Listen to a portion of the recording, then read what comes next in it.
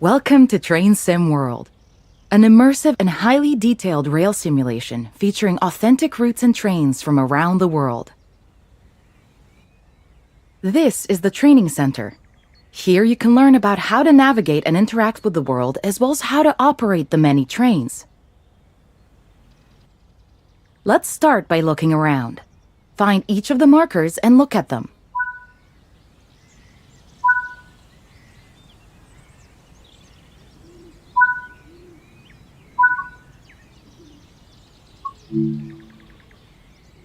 Your current objective is shown at the top left of the screen. Walk to the blue marker to complete the current objective.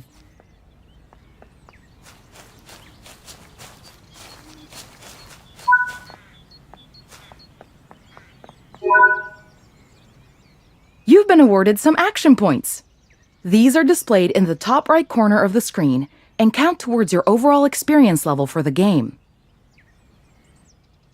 This is one of the many types of route tasks to be discovered. Keep an eye out for many more types and styles of route tasks, which can involve placing, collecting, or fixing a variety of things.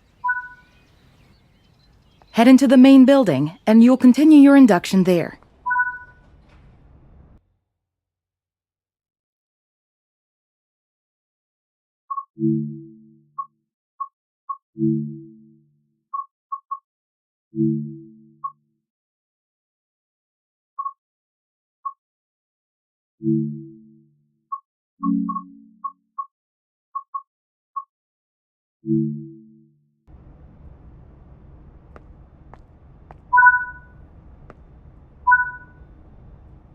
You can pause Train Sim World at any point to review objectives and a lot of other information about what's happening at the moment.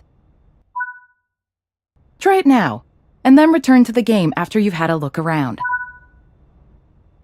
Now that we've covered some of the basics of moving around and interacting with the environment, let's take a walk through the building and find the trains.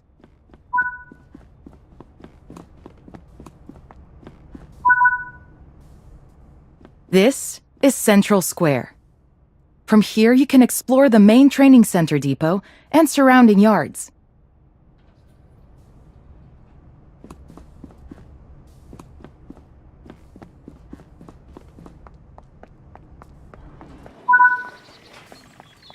Your journey operating trains is just getting started here in the training center. Remember, you can always come back here. Continue.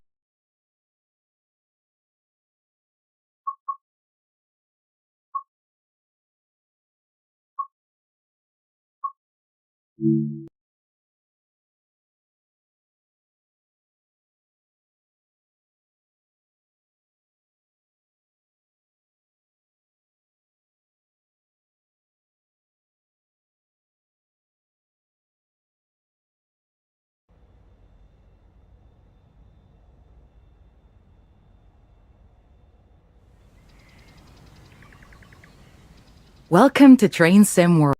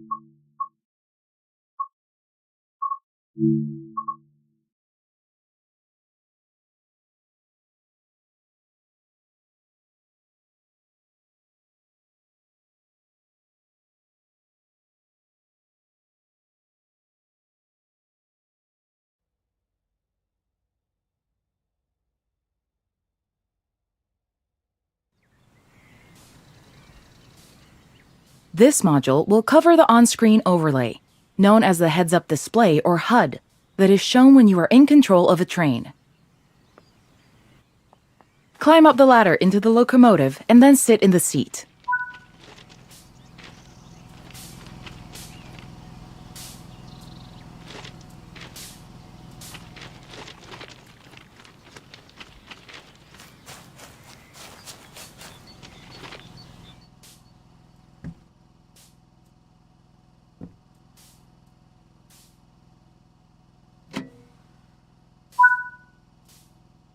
Welcome to the most important seat in the train. While sitting here, you'll be in full control. Before you think about moving the train, though, let's look at the HUD overlay that's appeared on the bottom right. The heads-up display is a guide to what your train is doing. The main part of the HUD is the speed display. A white bar will appear around the outside to show your current speed, and the red mark indicates your maximum permitted speed. This is the direction display. An arrow will indicate forward, reverse, and neutral directions. This is the power display.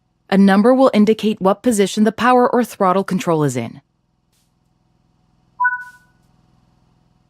These are the brake indicators. The exact ones shown will vary by train and will often be visible in the train itself on various gauges. They tell you what's happening in the braking system. The most important one is the BC or brake cylinder. If that's reading 0, then your brakes are released. Anything else, and brakes are applied and you won't be able to move. Every train can have small variations in the HUD unique to the way it works, but they will mostly look the same. As you learn to control new trains, study the HUD and learn how it helps you operate it. If you want to see this again, you can rerun this training module at any time.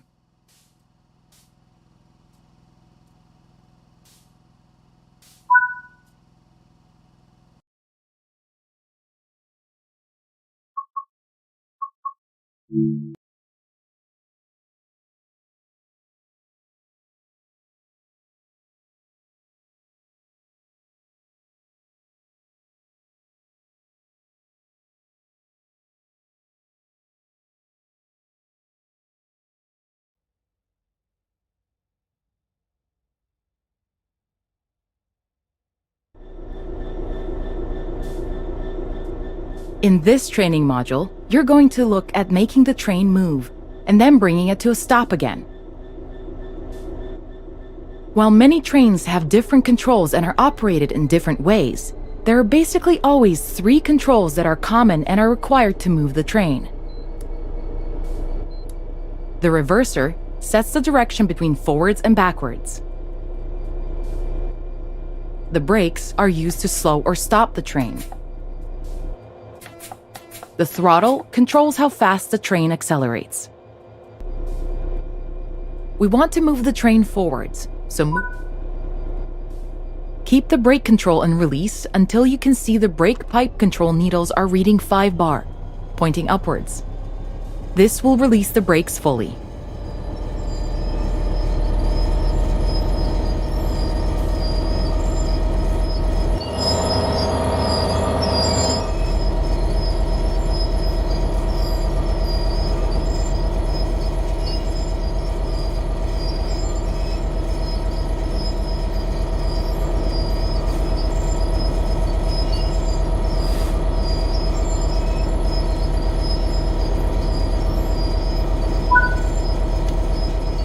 Watch the brake cylinder, or BC gauge,